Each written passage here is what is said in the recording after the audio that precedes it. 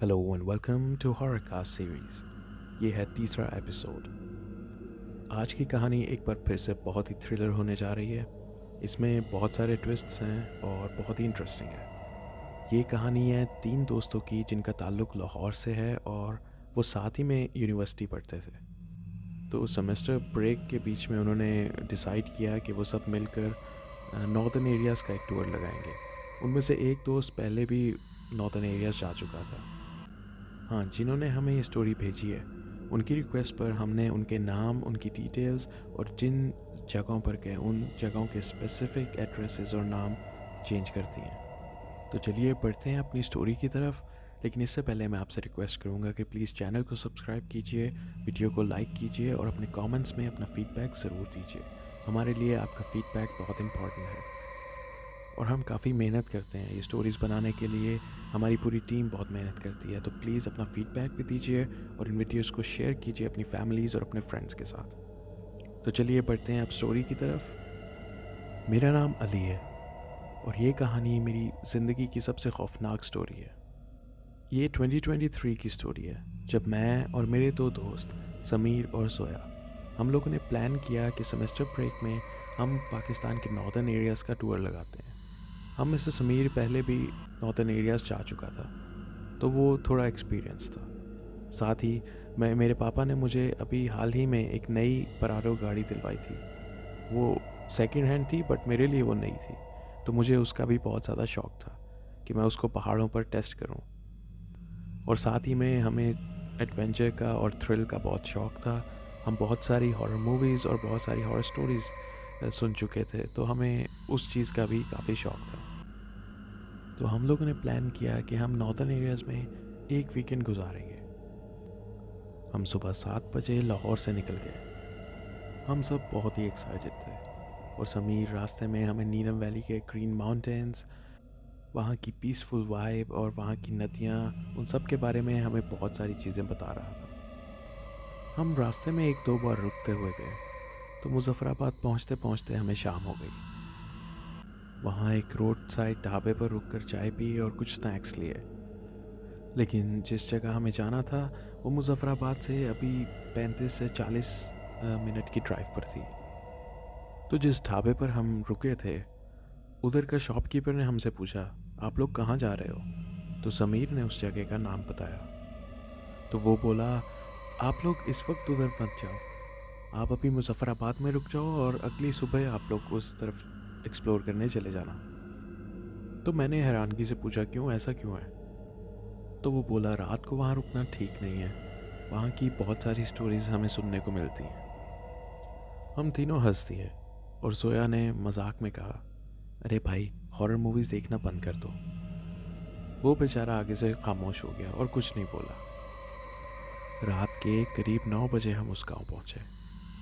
गांव बहुत ही छोटा और एकदम शांत था और इस गांव के साथ से एक बहुत ही खूबसूरत नदी बहती थी। इस नदी का शोर रात के उस वक्त हर तरफ फैला हुआ था। तो वहाँ हम एक पुराने गेस्ट हाउस में रुके, जिसको बशीर नामी एक बुज़ुर्ग चाचा चलाते थे। तो उन्होंने हमें हमारे रूम्स की कीज़ दी और साथ में बोला, एक बात याद रखना, रात को यहाँ बाहर मत फिरना। तो मैंने क्यूरोसिटी से पूछा कि क्यों, ऐसा क्यों है? तो पहले तो वो थोड़ा हिचकिचाए और उसके बाद हमें बोले कि यहाँ पर जंगली जानवरों का ख़तरा बहुत है और साथ में कुछ और चीज़ें भी यहाँ पर होती हैं। तो जोया ने पूछा कि चाचा, कुछ और चीज़ों से क्या मतलब है आपका? तो वो बोले, बेटा इन बातों को रहने दो, तुम लोग जाओ और अपने कमरे में आराम करो और सुबह ही निकलना अब। तो हम लोग अपने अपने रूम्स में चले गए। वहाँ पर फ्रेश होकर बाद में हमने साथ में रात का खाना खाया और उसके बाद रात की चाय के लिए हम लोग सब लोग बालकनी में बैठ गए और चाय पीने लगे। तभी जोया ने नदी के पार एक अजीब सी रोशनी देखी। ये कुछ ऐसा था जैसे कोई आग जलाकर वहाँ बैठा हो, लेकिन उस हल्की रोशनी में हमें कुछ ऐसे साए दिखाई दे रहे थे जैसे कोई सफ़ेद लिबास पहने 4-5 लोग उस आग के पास चक्कर काट रहे हों। हमें ये मंजर समझ नहीं आया, तो हमने एक दूसरे से बात की कि आखिर ये क्या हो सकता है। तो जब हम उस बारे में बात कर रहे थे और हम उस तरफ देखने लगे, तो वो रोशनी अचानक से गायब हो गई। और एकदम फिर से सन्नाटा फैल गया। हम बहुत घबरा गए। हमें समझ नहीं आ रहा था कि ये आखिर क्या था। तो हम लोग बहुत डर गए और जल्दी से चाय ख़त्म करके हम अंदर अपने रूम्स की तरफ चले गए। हमने ये फ़ैसला किया कि अगली सुबह हम उस जगह पर जाएंगे और देखेंगे कि आखिर वहाँ पर क्या था। तो अगली सुबह हम उठे, हमने नाश्ता किया और फिर हम अपनी इन्वेस्टिगेशन पर निकल गए। वो जगह करीब वहाँ से 10 मिनट की वॉक पर थी। तो हम आहिस्ता आहिस्ता पैदल चल रहे थे और जब हम उस जगह पर पहुँचे तो हमें वहाँ पर एकदम कुछ भी दिखाई नहीं दिया। सब कुछ एकदम नॉर्मल था। वहाँ पर आग जलने के कोई आसार, कोई लकड़ी, कोई पत्ता, कुछ भी हमें दिखाई नहीं दिया। सब कुछ ऐसे था जैसे यहाँ पर कभी कोई आया ही ना हो। तो हम लोगों ने फ़ैसला किया कि चलो आगे जंगल की तरफ जाकर देखते हैं। तो हम सब फिर आगे जंगल की तरफ बढ़ना शुरू हो गए। जंगल में अंदर जाने का कोई रास्ता मौजूद नहीं था, लेकिन फिर भी हम साफ जगह पर अपने पैर रखते हुए आगे बढ़ रहे थे। वो जंगल दरिया के उस तरफ की एक पहाड़ी पर था। तो हमें थोड़ी मुश्किल हो रही थी, लेकिन हम आगे चलते जा रहे थे। तभी हल्की बारिश शुरू हो गई, जिसकी वजह से हमें वहीं से वापस लौटना पड़ा। तो हमने सोचा कि बारिश के ख़त्म होने के बाद हम वापस लौटेंगे। एक तरह से ये एक हॉरर इन्वेस्टिगेशन भी हो जाएगी और साथ ही में हम थोड़ा जंगल में एडवेंचर भी कर लेंगे। तो बारिश पूरी दोपहर होती रही और शाम के वक्त जाकर रुकी, जब आसमान साफ़ हो गया।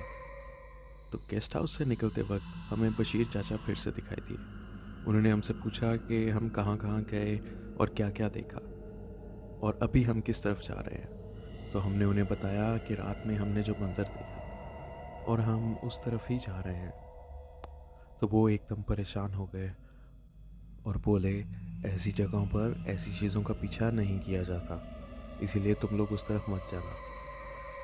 तो हम लोगों ने उनको उस वक्त तो तसल्ली दी कि ठीक है, हम उस तरफ नहीं जाते, ताकि वो परेशान ना हो।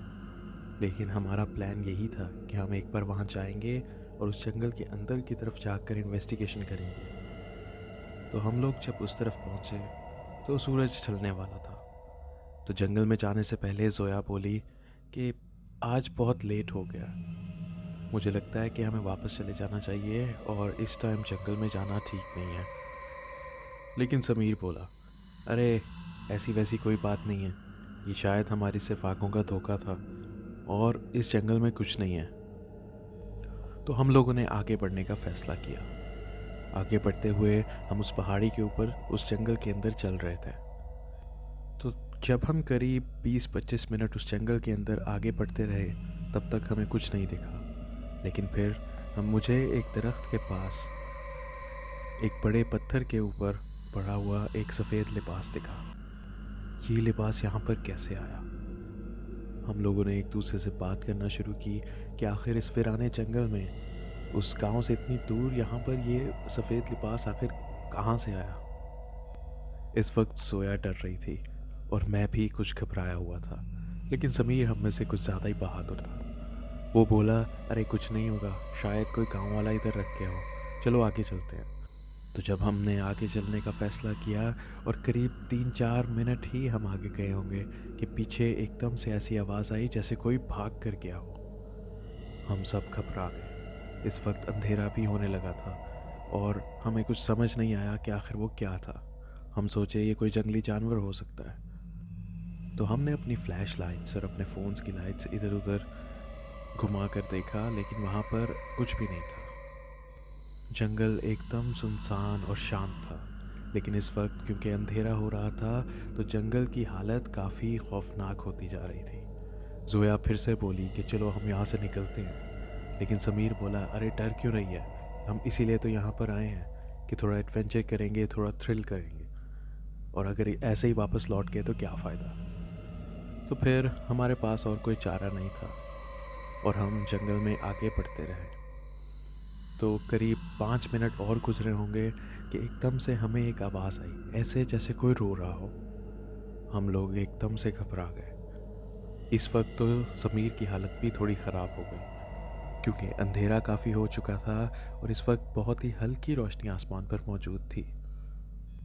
और उस बीच ये रोने की आवाज़ बिल्कुल साफ साफ हमारे कानों तक आ रही थी। तो समीर एक बार फिर से बोला, कि हमें इस आवाज़ का पीछा करना चाहिए। लेकिन इस बार मैंने भी उसे साफ साफ मना किया कि मैं इस जगह पर और नहीं रुकने वाला, और जोया भी यही बोली। लेकिन समीर ने एक बार फिर से हमसे बहस शुरू कर दी और समीर बोला, तुम लोग बिल्कुल डरपोक हो। शायद ये कोई बच्चा हो जो जंगल में खेलते खेलते इस वक्त गुम गया हो, तो शायद हम उसकी मदद कर सकते हैं। तो खैर, काफ़ी बहस के बाद एक बार फिर से हमने फाइनली जंगल में आगे चलना शुरू किया। आगे जंगल में हमें एक बहुत ही पतला सा एक कच्चा रास्ता दिखाई दिया, तो हम उस रास्ते पर चलना शुरू हुए। और समीर ने हमें बोला, देखा, ये रास्ता गांव वाले यूज़ करते होंगे, इसी वजह से यहाँ से कोई बच्चा या शायद कोई और बंदा गुजर रहा हो और उसकी आवाज़ हमें इस तरह से सुनाई दे रही हो। लेकिन इस वक्त हमारे मोबाइल के सिग्नल्स भी बहुत ही वीक थे और जीपीएस भी काम नहीं कर रहा था।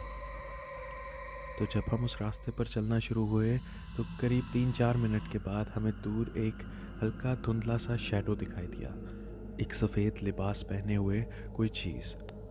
तो जोया एकदम घबरा गई और मेरे पास आके कहने लगी, मैं उस तरफ नहीं जा रही, मुझे वापस जाना है, चलो मेरे साथ। समीर बोला कि शायद ये कोई काम वाला हो, तुम लोग क्यों बार बार में डर रहे हो और मुझे भी डरा रहे हो, चलो आगे चलते हैं। जब हम आगे बढ़ने लगे तो कुछ दूर जाकर वो मंज़र हमारे दिल को हिला गया। वो सिर्फ एक नहीं बल्कि कई सारे ऐसे शैडोज़ थे जो ना सिर्फ रास्ते पर बल्कि इर्द गिर्द जंगल में खड़े थे, और सब एकदम एक जैसे सफ़ेद लिबास पहने हुए। उनके चेहरे हमें बिल्कुल दिखाई नहीं दे रहे थे क्योंकि अभी भी हम उनसे कुछ दूरी पर थे, लेकिन वो शैडोज़ हमें बड़े क्लियरली बहुत ही साफ तौर पर दिखाई दे रहे थे। तो हम लोग एकदम घबरा गए। इस वक्त तो समीर की हालत भी काफ़ी ख़राब दिख रही थी, और मैं अचानक समीर को बोला कि चलो निकलते हैं यहाँ से, मुझे यहाँ से एक कदम भी आगे नहीं जाना। और जोया भी ज़ोर से बोली कि निकलो यहाँ से, ये पता नहीं क्या है। तो हम लोग फ़ौरन वहाँ से पीछे मुड़े और वापसी की तरफ चलना शुरू कर दिया। उस घबराहट में मेरा दिल बड़े ज़ोर से धड़क रहा था और जोया भी बहुत ज़्यादा डरी हुई थी। हमें समझ नहीं आ रहा था कि अब हम कहाँ जाएं। इस घबराहट के अंदर हमें अपने वापसी का रास्ता भी कुछ ठीक से याद नहीं था, और अगर याद होता भी तो उस जंगल के बीच में से फिर से वापस जाना हमारे बस में नहीं था। हम उस वक्त बहुत घबराए हुए थे, तो हमने फ़ैसला किया कि हम इसी रास्ते पर वापस चलते हैं, शायद ये आगे किसी उसी गांव या फिर किसी और गांव में निकलता होगा।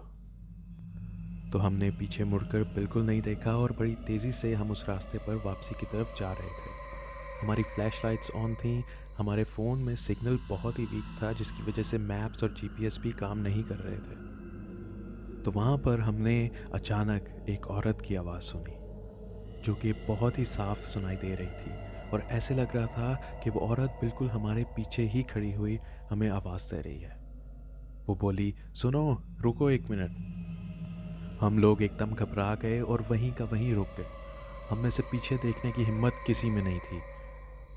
हम में से समीर पीछे मुड़ा, और जब वो मुड़ता है तो देखता है कि एक औरत खड़ी है जिसके कपड़े बहुत ही पुराने और बहुत ही ख़राब से हैं, और उसके बाल काफ़ी लंबे और गंदे दिखाई दे रहे थे। उसका चेहरा कुछ साफ से दिखाई नहीं दे रहा था। मैं और जोया भी अब पीछे की तरफ देख रहे थे। तो वो औरत बोली कि सुनो, मैं यहाँ पर भटक गई हूँ, तो क्या तुम मुझे भी अपने साथ ले जाओगे? उसका ये सवाल पूछना था कि हम लोग और भी ज़्यादा घबरा गए। हमें बिल्कुल ये समझ नहीं आ रहा था कि अब हम इस सिचुएशन में क्या करें या किसको बुलाएं। तो अचानक समीर बोला कि आप कौन हैं और कहाँ से आए हैं? तो वो औरत बोली कि मैं पास के ही एक गांव में रहती हूँ, लेकिन आज कुछ काम से मुझे दूसरे गांव जाना था और वापसी आते आते लेट हो गई, और अब मैं इस रास्ते पर पहुँची हूँ जहाँ पर मुझे कुछ अंदाज़ा नहीं हो रहा कि मुझे किस तरफ जाना है।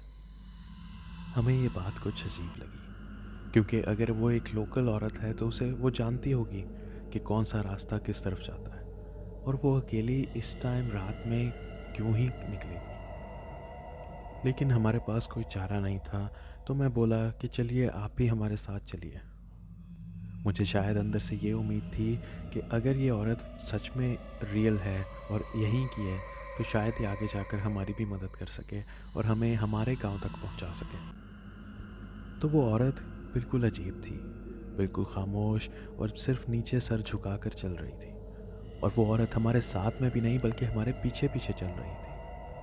तो पहले तो हम तीनों 2-3 मिनट तक चुपचाप बिना कुछ बोले बस चलते गए और हमें ये लगा कि वो औरत हमारे पीछे ही आ रही है क्योंकि उसके कदमों की आवाज़ हमें सुनाई दे रही थी। लेकिन डर से हमारी हालत भी ख़राब थी। तो जोया ने मुझसे इंग्लिश में बात की, ये समझते हुए कि शायद इस औरत को इंग्लिश समझ में नहीं आएगी। तो वो बोली कि गाइस, हमें इस औरत पर बिल्कुल भी भरोसा नहीं करना चाहिए था। तुम लोग क्यों इस तरह से हमें फंसा रहे हो? हमारे साथ पहले ही बड़ी अजीब सी चीज़ें हुई हैं। तो मैंने भी उसे इंग्लिश में जवाब दिया और बोला कि तुम इस औरत से बात क्यों नहीं करती? इससे बात करो, इससे पूछो, शायद ये हमारी भी मदद कर पाए। तो जोया को कन्विंस करने के बाद फाइनली जोया ने पीछे मुड़ कर देखा और जब जोया पलटी तो पीछे कुछ भी नहीं था, सिर्फ खाली रास्ता जो बिल्कुल अंधेरे में घिरा हुआ था। जोया एकदम चिल्ला दी। हम लोग भी डर के मारे एकदम पीछे मुड़े और देखा कि कुछ भी नहीं था, बिल्कुल खाली रास्ता। तो जोया अपनी घबराती हुई आवाज़ में बोली कि तुम लोगों ने मेरी बिल्कुल बात नहीं सुनी। वो औरत बहुत अजीब लग रही थी। देखो, अब वो यहाँ से अचानक से गायब हो चुकी है। लेकिन ऐसा कैसे हो सकता था? क्योंकि हमें उसके कदमों की आवाज़ बिल्कुल हमारे पीछे साफ सुनाई दे रही थी। तो अचानक पीछे मुड़ने पर वो औरत का गायब होना बिल्कुल कोई सेंस नहीं बनाता था। तो मैंने उन दोनों को कहा कि ये कोई औरत नहीं थी, ये यहाँ पर कोई जिन, कोई भूत था। तो चलो यहाँ से जल्दी से निकलते हैं। तो हम लोगों ने हल्की हल्की दौड़ लगा दी और बस दौड़ते रहे दौड़ते रहे।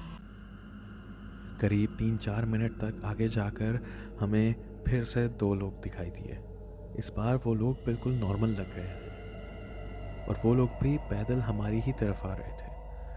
तो मैंने सोचा कि चलो इनसे बात करते हैं, शायद ये पास के गांव वाले हों जो हमारी मदद कर सकें। और समीर बोला कि हाँ, मुझे भी लगता है कि शायद ये पास के गांव वाले हों, तो चलो इनके पास चलते हैं। तो हमने उन्हें आवाज़ लगाई और वो रुक गए।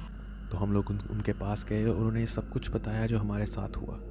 हमने उन्हें बताया कि किस तरह हम एक गांव से एक लॉज से निकले और जंगल के रास्ते होते हुए इस कच्चे रास्ते पर पहुंचे और अब हमें वापसी का रास्ता नहीं मिल रहा और हमारे साथ अजीब वाक़यात हो रहे हैं। तो उनमें से एक शख्स जो उम्र में दूसरे से ज़्यादा बड़ा लग रहा था, वो बोला कि हाँ, रात में ये रास्ता कोई भी यूज़ नहीं करता, ये हमेशा सुनसान रहता है, लेकिन तुम लोग यहाँ पर कैसे आए?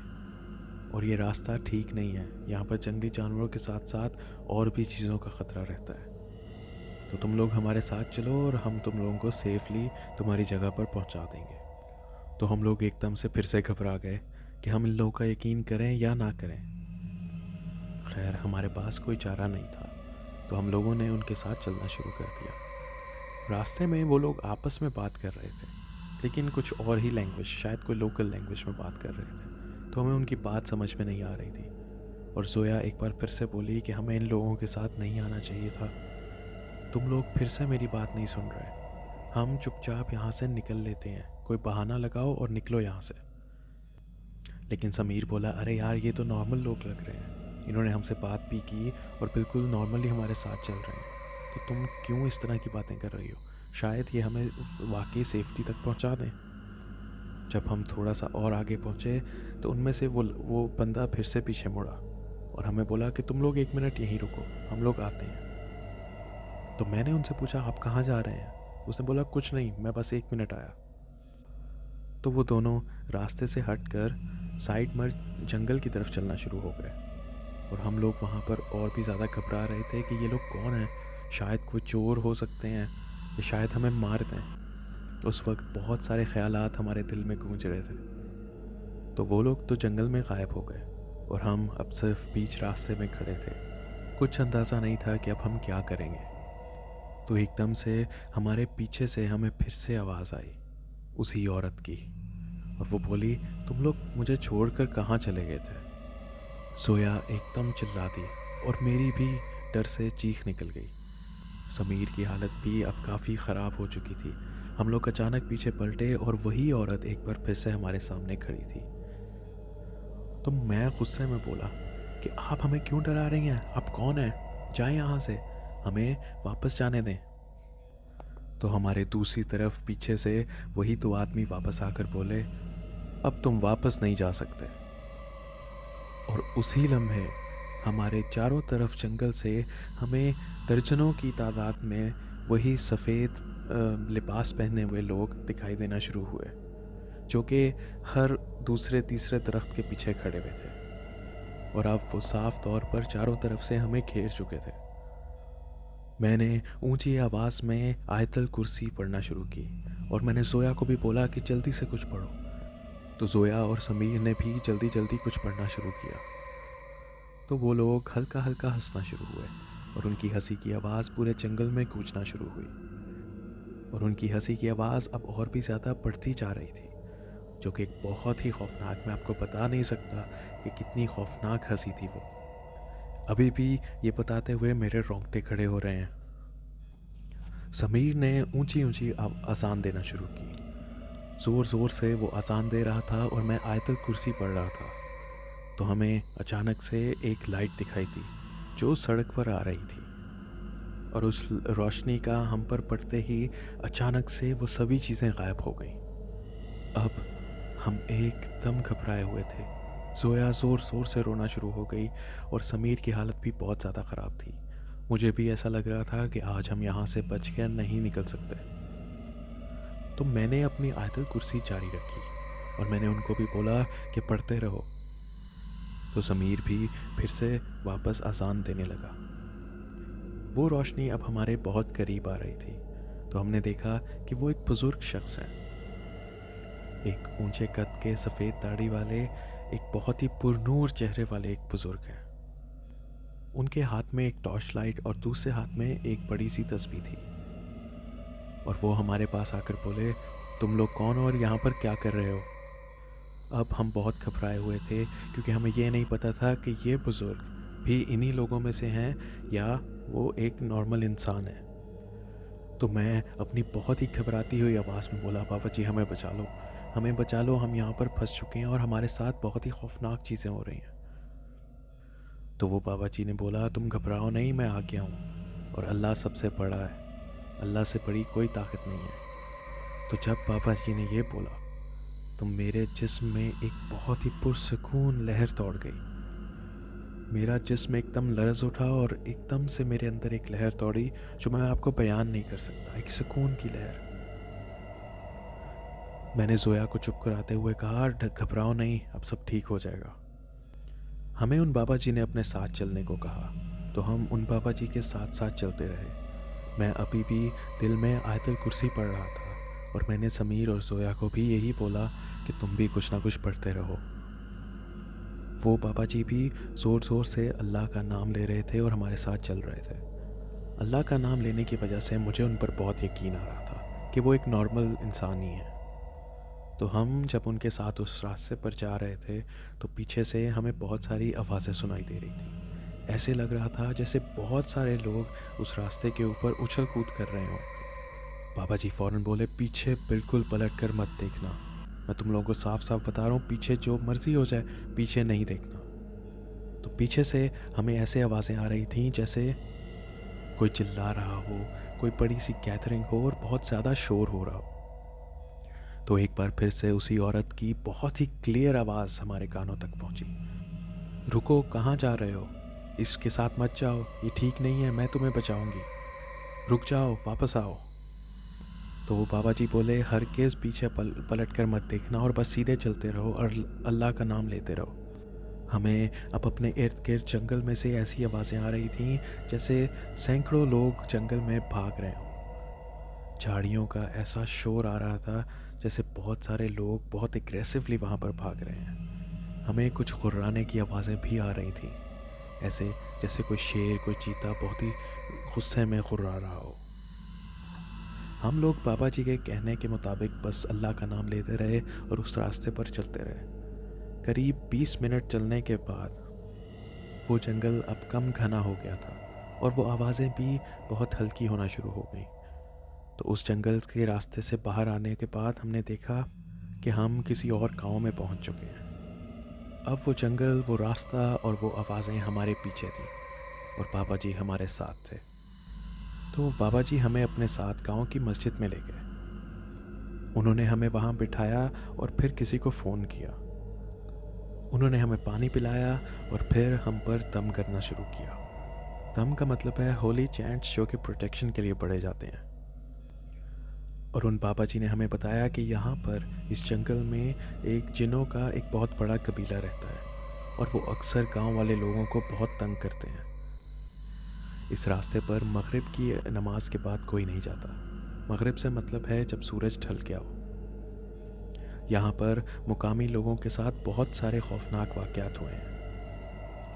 तो हमने उनको अपनी सारी स्टोरी बताई कि हम लाहौर से कैसे यहाँ पर आए और कौन से लॉज में रुके और कौन से गांव में रुके और हम किस तरह से इस रास्ते पर पहुँचे।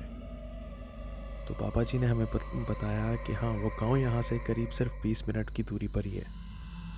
मैंने तुम लोगों पर दम कर दिया है और अब कोई चीज़ तुम्हें तंग नहीं करेगी, लेकिन तुम लोग दोबारा जंगल की तरफ बिल्कुल मत जाना, दिन में भी मत जाना। उतने में ही पीछे एक गाड़ी की आवाज़ आई। उसमें से 2 लोग उतर कर आए और पापा जी बोले कि ये तुम लोगों को तुम्हारे गांव तक पहुंचा देंगे, तुम लोग सेफली इनके साथ जा सकते हो, ये हमारे गांव के ही लोग हैं। तो हमने पापा जी का बहुत बहुत शुक्रिया अदा किया और हम उन लोगों के साथ उस पहाड़ी जीप के अंदर बैठे और वो लोग हमें हमारे गेस्ट हाउस तक छोड़ गए, जो सिर्फ 15 मिनट की ड्राइव पर ही था। जब हम गेस्ट हाउस पहुँचे तो बाहर बशीर चाचा बैठे थे और वो हमें उन लोगों के साथ देखकर थोड़ा परेशान हो गए और हमें अचानक पूछा कि तुम कहाँ से आ रहे हो और ये लोग कौन हैं।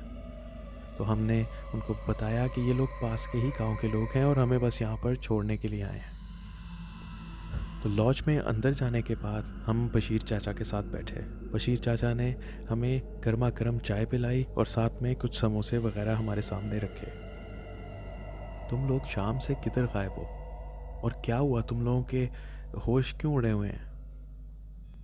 तो हमने बशीर चाचा को हमारे साथ हुई वो पूरी कहानी बताई कि कैसे हमें वो साए दिखाई दिए और किस तरह से हमें वो औरत मिली और फिर वो 2 बंदे मिले और फिर किस तरह से हमें उन सायों ने घेर लिया और हमें कैसी खौफनाक और खूंखार आवाज़ें सुनाई दी।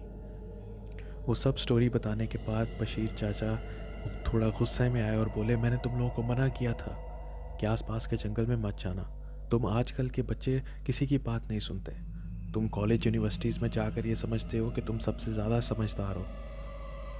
शुक्र है तुम लोगों को ऐसा कुछ नहीं हुआ। तो वो रात हम तीनों ने मेरे और समीर के कमरे में ही जागते हुए गुजारी। हम में से कोई भी सो नहीं पा रहा था क्योंकि वो चीज़ें जो हमारे साथ हुई थी वो इतनी रियल थी और इतनी खौफनाक थी कि अभी भी हम कमरे में बैठे डर से भरे हुए थे। मैंने कुरान पाक की तलावत अपने फ़ोन पर चलाई हुई और पूरी रात चलाए रखी। कुछ देर बाद मैं सो गया, लेकिन समीर और जोया ये दोनों जागते रहे। तो सुबह की अज़ान के वक्त जोया ने मुझे उठाया और मुझे बोली कि उठो, सुबह की अज़ान हो गई है, अब यहाँ से निकलते हैं। तो हम लोगों ने सुबह की नमाज़ अदा की और उसके बाद हम लोगों ने अपना सामान लिया, बशीर चाचा से मिले और उनका शुक्रिया अदा किया और उन्हें बोला कि आइंदा से हम अब इस तरह की गलतियाँ नहीं करेंगे और अब हम वापस लाहौर जा रहे हैं। और वहाँ से मैंने अपनी गाड़ी स्टार्ट की और हम वहाँ से मुज़फ़्फ़राबाद की तरफ निकल गए। मुज़फ़्फ़राबाद के रास्ते में वही चाय वाले के पास हम फिर से रुके जो हमें शुरू में मिला था। तो हमें देखते ही बोला कि हाँ, अब वापसी की तैयारी है। तो हम लोगों ने वहाँ पर चाय पी, कुछ चीज़ें, कुछ स्नैक्स वगैरह खाए और उस चाय वाले के साथ मैंने बात की और उसको मैंने हमारे साथ होने वाले सभी वाक़यात बड़ी डिटेल से बताए। उस वक्त भी मेरी हालत बहुत ख़राब हो रही थी, लेकिन अब क्योंकि दिन का टाइम था और लोग इधर उधर जा रहे थे तो मुझे उतना डर नहीं लग रहा था। तो वो चाय वाला बोला, मैंने आप लोगों को पहले ही मना किया था, लेकिन आप लोगों ने मेरा मजाक उड़ाया। तो फाइनली अब आप लोगों को यकीन आ ही क्या होगा कि हम लोग यहाँ पर इस तरह की बात क्यों करते हैं। ये पहाड़ आपके मैदानी इलाकों जैसे नहीं है। यहाँ पर आबादी बहुत कम है और जंगल बहुत ज़्यादा है और यहाँ पर ऐसी बहुत सारी चीज़ें हैं जो आपकी, हमारी, हम सब की समझ से परे हैं। तो आइंदा जब आप पहाड़ों की तरफ आएँ तो थोड़ी एहतियात किया कीजिए। हमने वहाँ पर चाय वाय पी, उस बंदे का शुक्रिया अदा किया और हम लोग वापस लाहौर की तरफ निकल गए। मेरी कोशिश थी कि दिन ही दिन में लाहौर पहुँचे, तो शाम होने से पहले ही ऑलमोस्ट हम लाहौर एंटर हो चुके थे। हम लोग एक अपने यूजुअल कैफ़े पर रुके और वहाँ पर हमने फिर से सब कुछ डिस्कस किया। उसके बाद से आज तक मुझे वो वाक़या बहुत ही साफ तौर पर याद है। जो कुछ हमारे साथ हुआ उसे मैं कभी भुला नहीं सकता। वो एक बहुत ही अनबिलीवेबल एक्सपीरियंस था। So thank you very much for sharing your story. ये वाकई में एक बहुत ही डरावनी स्टोरी थी और आपकी रिक्वेस्ट पर हमने आपके नाम, डिटेल्स और उस जगह की लोकेशन वो सब कुछ को अल्टर कर दिया था। बट ये वाक़या वाकई में बहुत ज़्यादा डरावनी था। मैं अपने सभी लिसनर्स का बहुत बहुत शुक्रिया अदा करना चाहता हूँ। आप सभी को बहुत धन्यवाद कि आप लोग यहाँ तक हमारे साथ इस स्टोरी में बने रहे। और ये रियल लाइफ स्टोरी वाकई में एक बहुत चिलिंग अकाउंट था। तो आप प्लीज़ अपना फीडबैक ज़रूर दीजिए कमेंट्स में। इस वीडियो को लाइक ज़रूर कीजिए और हमारे चैनल को प्लीज़ सब्सक्राइब कीजिए, क्योंकि हम काफ़ी मेहनत करते हैं ये वीडियोस बनाने में। With that said, thank you very much and until next time.